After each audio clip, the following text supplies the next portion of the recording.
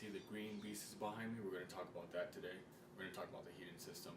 The heater core crapped out on me about a week or so ago, but I could still drive it. It would overheat just a little bit, but I wasn't experiencing anything in traffic because I wasn't stuck in traffic yet. But a couple days ago, leaving work, I was stuck in commuter traffic, and that's when it finally started to overheat on me. Pulled over on the side of the road, had to cool off for about a half hour or so. And that was it. I was like, forget about it. So I did look online to see if I could get another heater core. They are pretty cheap for the Dodge Dart, the 75 A body. They're about $38 to $100. So I contemplated on that, see if I wanted to do it, but instead I decided to just bypass the whole heater core system entirely because we're moving into summer. We're about to hit spring pretty soon. So I'm going to bypass the heating system and reinstall the clutch fan and the 7-blade fan that came with the 440 from the RV. The 443, I'm just going to call it the 443 from now on. And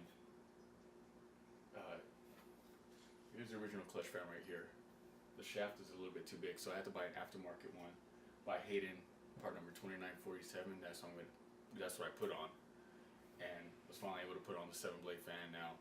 Because before it was a mechanical fan from the crank. It was a 5-blade, did its job, but for those 443s, get the clutch and the 7-blade fan if you can. Of course, there's not a lot of space on the A bodies between the engine front face and the radiator.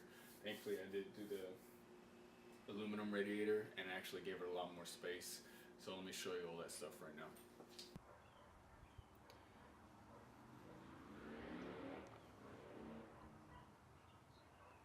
Between the surface of the fan clutch and the surface of the radiator is about a half-inch space, just under a half-inch.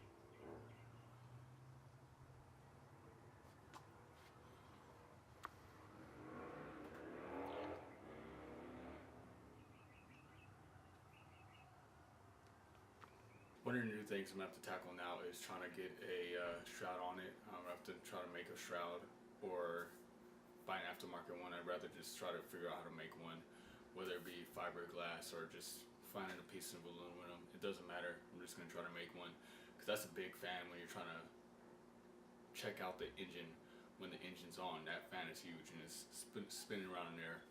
Don't want to get close to it, of course. Another thing is when you're trying to bolt on the base of the aftermarket one. It's a lot easier to do on these because it's a longer shaft, so it's a lot easier to get a wrench in there and tighten on the bolts to the pulley for the base of the shaft.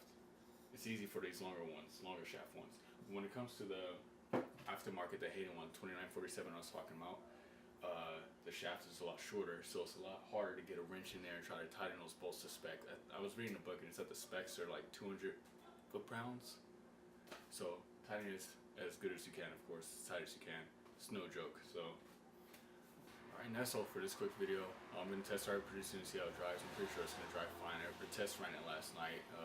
Got up to 190, stayed at 190, but I was just parked in the driveway and it was cool at night. It was practically dark time. I'll probably take it on the road later today, see how it does. We'll see how it goes. Keep you posted.